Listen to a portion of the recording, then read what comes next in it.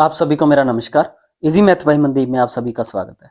ठीक है, आज मैं सिर्फ क्लास इसी वजह से ले रहा हूँ कि एक दो मैसेज आए थे।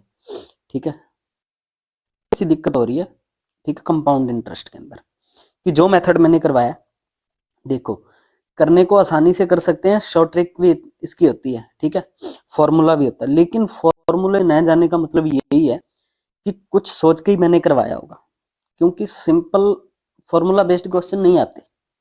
आपको धोखे में मैं नहीं रखना चाहता बिल्कुल भी, कि जो क्वेश्चन आते हैं उसमें डिफरेंस भी पूछ सकता है, first year, second year, third year, जो भी है, कि थर्ड ईयर का ब्याज कितना है, सेकंड ईयर का कितना है। ठीक है, कंपाउंड इंटरेस्ट कितना है। ठीक है, सिंपल इंटरेस्ट, कंपाउंड इंटरेस्ट में डिफरेंस बताओ। अगर ये क्वेश्चन आते हैं तो फॉर्मूले से कैसे करोगे, बहुत लेंदी चला जाएगा। ठीक है, इसी वजह से कहता हूँ आप भरोसा रखो, फिर से आपको करवा रहा हूँ। आज कोई एग्जाम्पल नहीं दूंगा, बेसिक से बताऊंगा। ठीक है, बिल्कुल, कि किस प्रकार से मैंने करवाया। ठीक है, देखो पास्कल मेथड मैंने आपको करवाया था, पास्कल मेथड करवाया था, उसमें क्या था, ये एक लिखा, ये एक और एक, एक फिर दो फिर एक, यही है ना, इन दोनों को मिलाकर बीच में दो फिर एक, ऐसे करके किया था। मैंने बताया था ये लेयर है। ठीक है, ये सिंपल इंटरेस्ट की है। ठीक है, ये लेयर है ऊपर वाली सिंपल इंटरेस्ट, क्योंकि ये बराबर है ना। ठीक है, ये क्या है, मान के चलो फर्स्ट ईयर, ये सेकंड ईयर, ये थर्ड ईयर। ठीक है, ये लेयर सिंपल इंटरेस्ट की इसलिए माना जाता है क्योंकि फर्स्ट ईयर में भी वही है, सेकंड में भी वही है, थर्ड में भी वही है। तो यानी कि तीनों एक बराबर किस में होते हैं, एसआई में होते हैं। ठीक है, सभी वर्षों का जो ब्याज है वो सिंपल इंटरेस्ट में समान होता है। तो ये लेयर उसकी है। अब उसके बाद नीचे वाली सेकंड ईयर में जो स्टार्ट होती है, ठीक है, वो होता है ब्याज पर पहला ब्याज। ठीक है, और उसके बाद, ठीक है, उसके बाद क्या होता है, जो तीसरे वर्ष में जाके लगता है ना, क्योंकि मान के चलो ये ब्याज, ठीक है, उस पर ब्याज है, ठीक है, वो भी लगेगा, फिर सेकंड ईयर में जो ब्याज है उस पर भी लगेगा, इसलिए ये दो बार काउंट हो रहा है। ठीक है, करना है कैसे क्वेश्चन को, आपको मैं थोड़ा सा क्या इसको नई स्लाइड पे लेके जाता हूँ, फिर मान के चलो एग्जांपल देता हूँ आपको, उससे आपको दोनों तरीकों से अच्छे से समझ में आएगा। डिफाइन करूंगा बिल्कुल अच्छे से। मान के चलो 10,000 का 3 वर्षों के लिए, ठीक है, 3 वर्षों के लिए 10% पर चक्रवर्ती ब्याज ज्ञात करो। ठीक है, 3 वर्षों के लिए 10% पर चक्रवर्ती ब्याज ज्ञात करो। ये तो मैंने सिंपल दे दिया। मान के चलो इसमें पूछ लेता सिर्फ तीसरे वर्ष का चक्रवर्ती ब्याज क्या हो, तो आप फॉर्मूले से कैसे जाओगे ना, थोड़ा टाइम लगेगा। इससे आप डायरेक्ट कर सकते हो। अच्छा, 3 वर्ष का पास्कल ट्रायंगल कैसे बनेगा, एक फिर एक और एक फिर एक, इन दोनों को मिलाकर दो जोड़ के फिर बचा एक। ठीक है, ये फर्स्ट ईयर का है और ये सेकंड ईयर का है और ये थर्ड ईयर का। अच्छा, सबसे पहले अपने क्या करते हैं, इसको मैं दोनों तरीकों से करवाऊंगा कंबाइन। ठीक है, आपको अच्छे से समझ में आएगा ये। देखो 10,000 का, ठीक है, मैंने बताया था ब्याज कैसे काउंट होता है। ठीक है, ब्याज कैसे काउंट होता है मैंने बताया था ना आपको।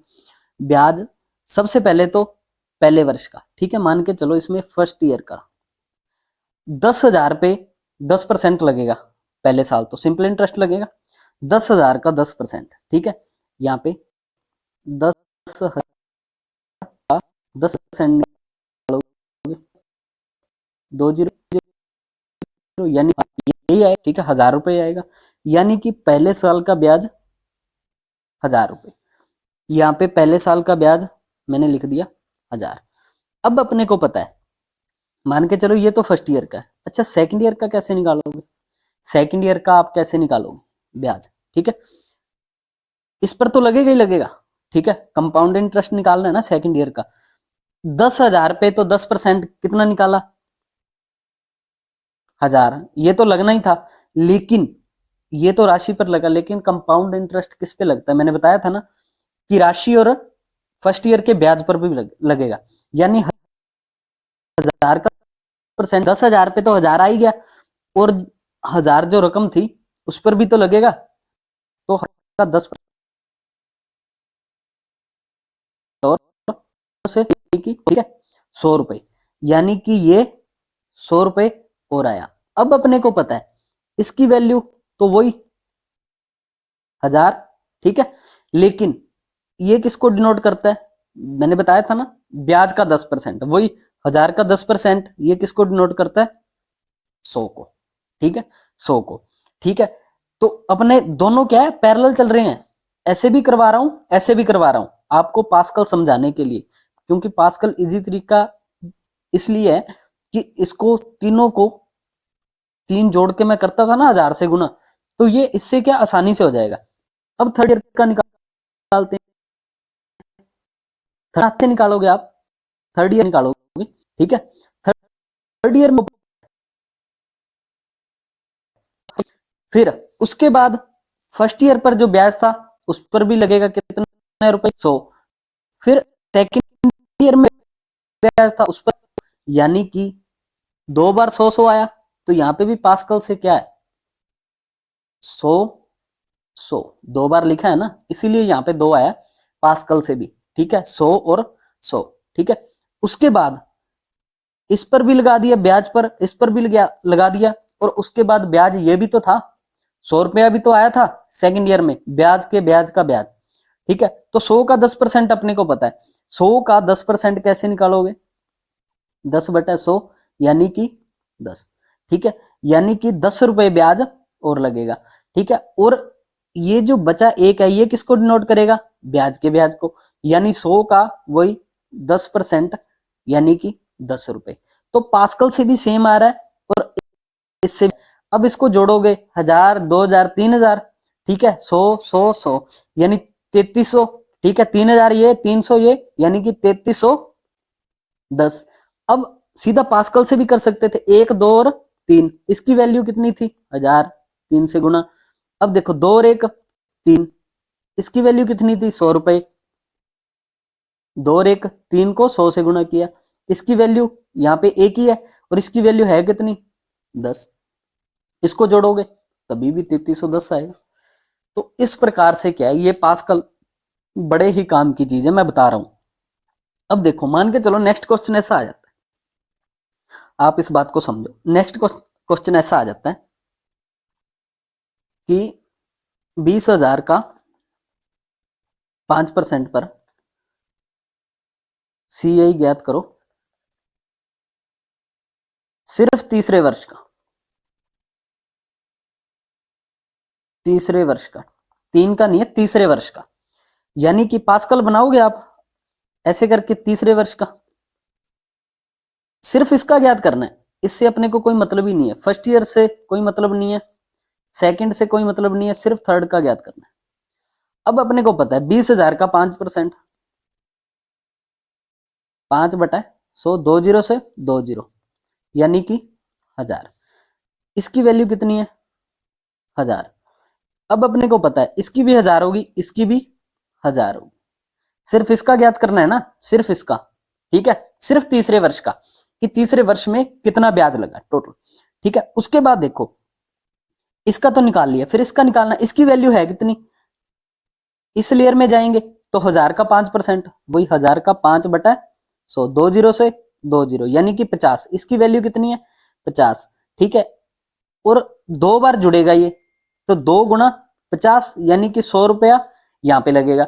उसके बाद क्या है, सॉरी ये नीचे 1, ठीक है, पास्कल में, सॉरी, ठीक है, इन दोनों को मिलाकर 2, फिर लास्ट में 1। अच्छा, उसके बाद इसकी वैल्यू यहाँ पे ये 50 का 5%, तो 50 का 5/100, ठीक है, 2 यानी कि 2.5 रुपए, तो 1 गुना 2.5 यानी कि 2.5 रुपए, यानी 1000 1 1100, ठीक है, 1100 और 2 यानी 1100 2.5 रुपए, ये है सिर्फ तीसरे वर्ष का। दूसरे का पूछता तो यहां से निकाल लेते। अच्छा, फर्स्ट ईयर पे तो वही है, सिंपल इंटरेस्ट ही लगता है, ठीक है, क्योंकि मूलधन पर लगेगा, जो मूलधन पर लगता है वो हमेशा सिंपल इंटरेस्ट ही होता है, ठीक है। अगर इनमें अंतर पूछ लेते तो इसका और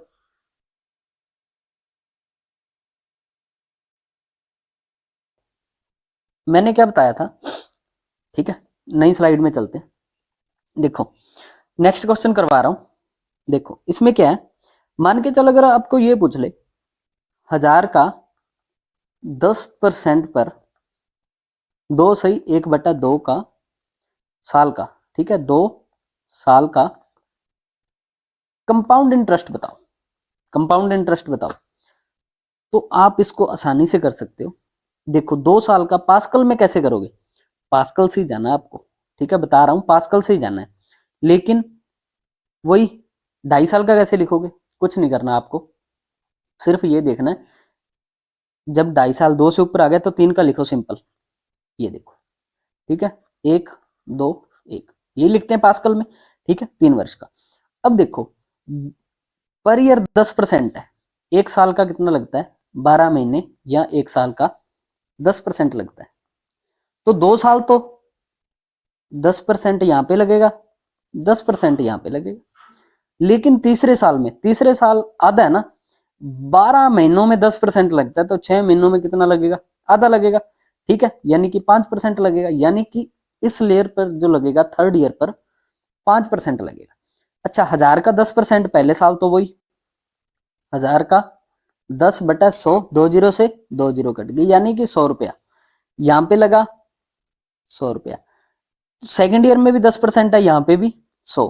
अच्छा इसमें इसको दर्शाएगा ये, ठीक है, यानी ब्याज पर।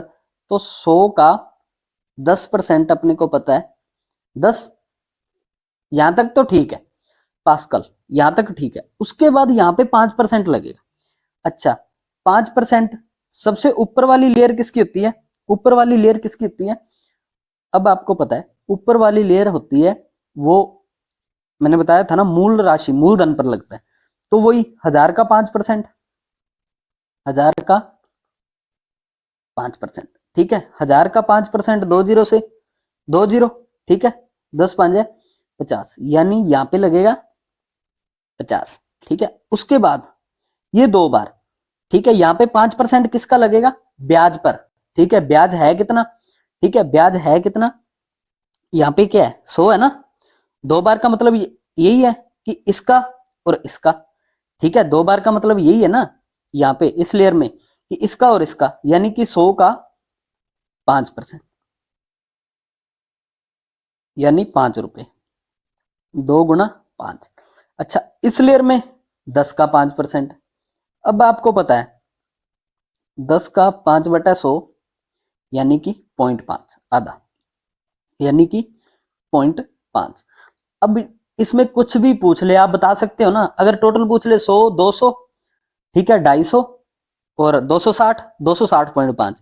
अगर इसमें पूछ लेता सिर्फ तीसरे वर्ष का तो ये पूरा जोड़ देते आप, ठीक है।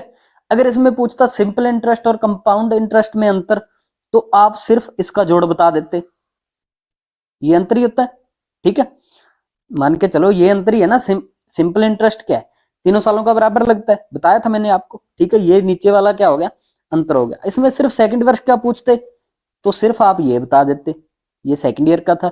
अच्छा फर्स्ट ईयर का आप यहां से निकाल ही लो। अगर इसमें कुछ भी आ जाए 2.5 3.5 कुछ भी आ जाए, बस आपको देखना है कि उसमें क्या है रेट कितना लग रहा है पर ईयर, ठीक है, बस वो देखना है। चलो आज के लिए इतना ही, कल छुट्टी रहेगी, परसों से अपने नया टॉपिक स्टार्ट करेंगे। कमेंट में बता देना कौन सा चैप्टर स्टार्ट करें, वरना फिर मैं अपने तरीके से तो करवाऊंगा ही अपनी तरफ से कोई भी, ठीक है। फिर भी आप एक बार सजेस्ट करना कि कौन सा टॉपिक करवाएं, फिर देखते हैं। चलो ठीक है, मिलते हैं फिर परसों, ठीक है, थैंक यू सो मच।